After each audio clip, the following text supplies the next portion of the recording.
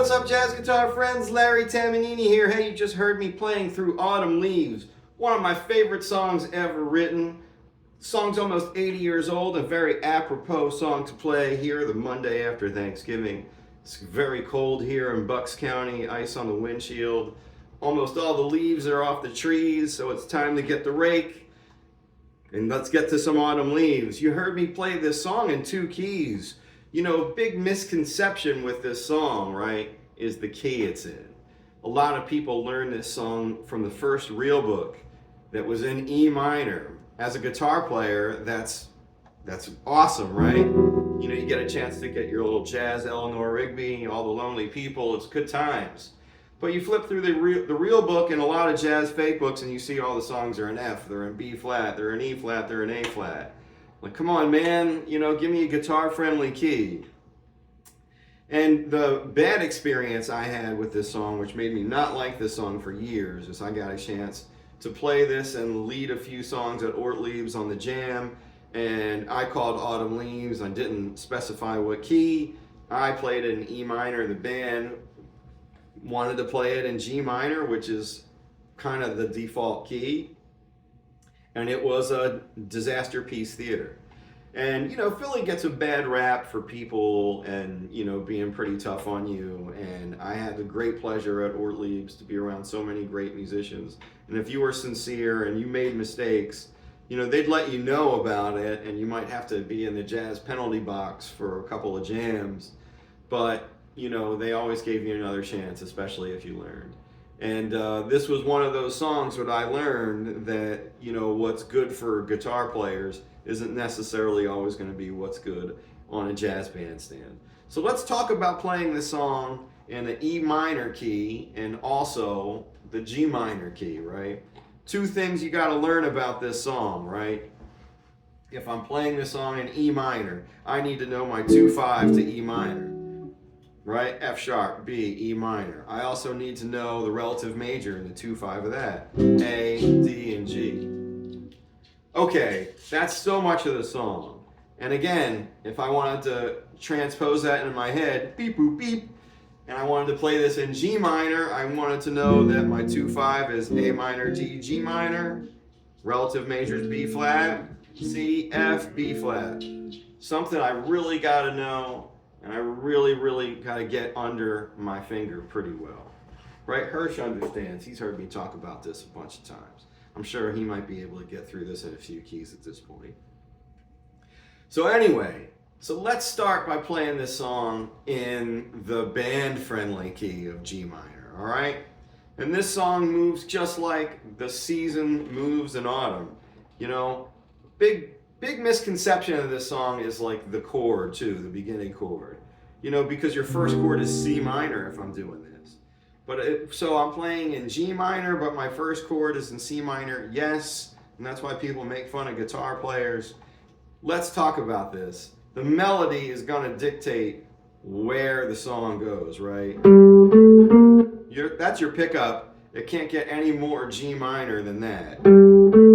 Right? And then I have to move through this song, right? Here's that first 8 bars. Let's talk about it. Hopefully you have your guitar with you. If you don't, grab it, right? Here, let's talk about those 8 bars because it happens twice.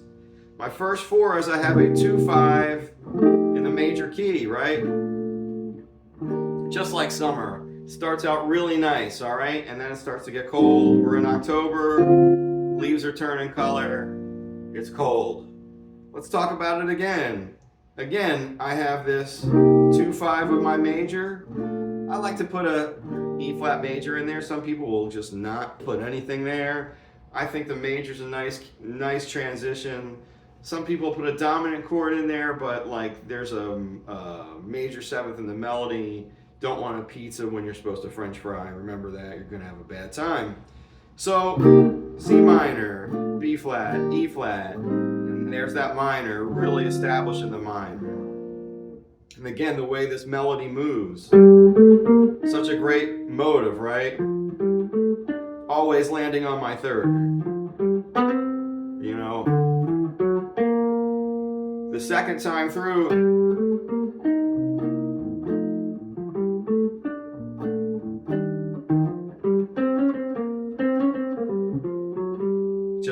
off to the 1, right? So now let's get, we have that A section under our hands, hopefully, right? Let's move it to E, right? So we know that this song is going to be in a minor key. First half starts with my 2-5 in the relative major, and then it ends up in my back to the minor, okay? So now I'm going to go back to E. So let's try to get that sound in my head. You know, anytime you're trying to transpose something and you're not getting like that sound in your head before, you're doing yourself a little bit of a disservice, right? You want to hear how it sounds. You want to know what that E minor is going to sound like as opposed to the G minor, right? It's so much of a brighter sound. You know, I like G minor. I really like E minor. All right, so check this out. When I'm playing this song, there's that 2-5 in the major, right? It's autumn, it's still nice out. Now we're in October, it's cold. All right, so we have that in our fingers. And then we have the B section of the tune. Now this song is a 32 bar song. A section happens twice. A lot of people will talk about the B section as being one long 16 bar thing. I always like to break things up. And again, if I'm thinking about this song in E minor and now I'm ready to tackle the B section, you know, our first 8 bars are really going to be the opposite of what I just played. So it's great, right? I just have to invert what I think. Instead of going major 2-5, minor 2-5, I'm going minor 2-5, right, to my major 2. I've also played in the little intro that I did. I threw in the chromatic 2-5, you know, from A minor to get me here. But again, so that B section, it just happens backwards, right? Just like autumn. It's cold, right? You know, or it's October, it's Halloween, but then maybe you get that 1 week in November where it's nice, right? Hey, maybe it's not going to be too bad. But then it's after Thanksgiving, ice on the windshield, get to the scraper, get the ice off the car, right? It just stays minor the rest of the way. Okay, so hopefully now I'm thinking I can think in this song in 2 keys.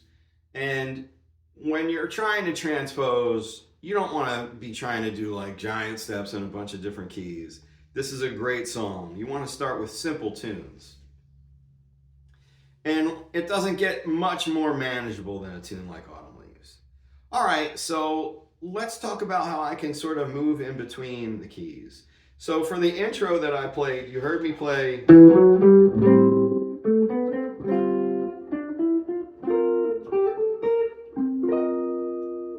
I played E, A, D, G, C sharp, C minor, right? So I went through like 5 keys, right? 1, 2, 3, 4, 5, almost all the keys. And I kept that melodic idea. I played it in A minor. Great way to learn this song in a couple different keys too, right? Right? A little of that tune, whoops. This is a song that I used to play with a good friend of mine, a great vocalist, Shakira Jones, and Shakira would do this song in D minor, right? Wow. So you end up, where am I going to start out, right? It starts on G, right? This way, when you start to think like this, even in a small setting like this, you're getting the idea of how you can cycle through a bunch of different tunes.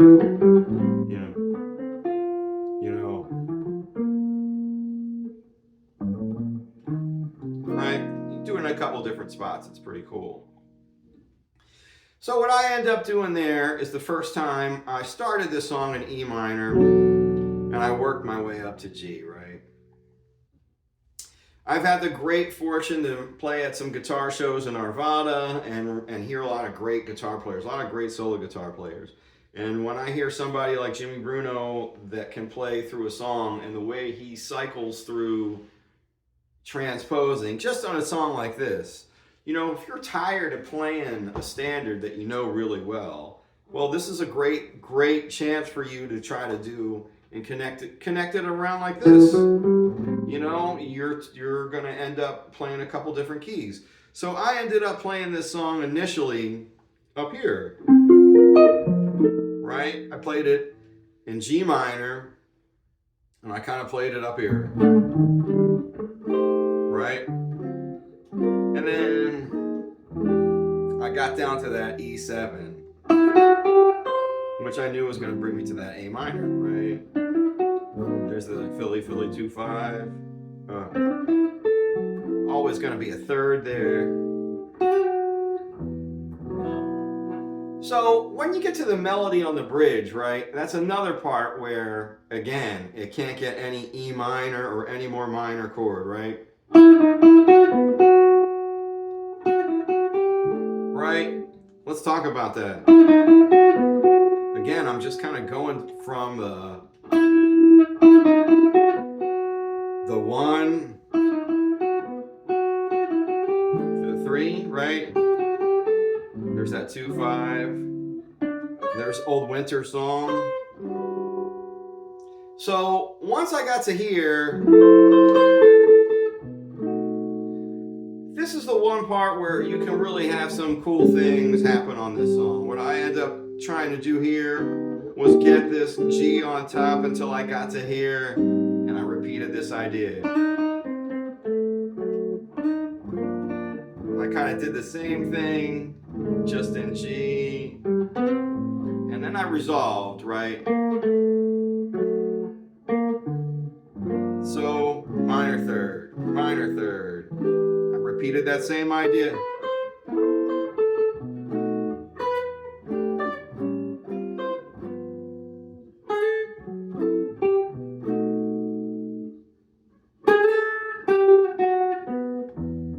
Right?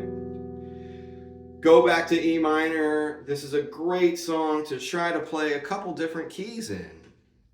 And it's really fun. It's a great exercise to do too, especially if you're going to play solo. You get tired of playing the same way. You have to throw in some new stuff.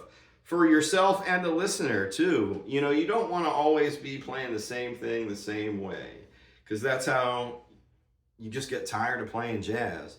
If you have the freedom to play some different stuff, try to play some different stuff. That's my motto. All right, jazz guitar friends. If you made it this far, don't forget to hit that like, share, and subscribe button. I try to put up new content. I sure appreciate all the support. LT Jazz Guitar, thanks for hanging out. Bebop!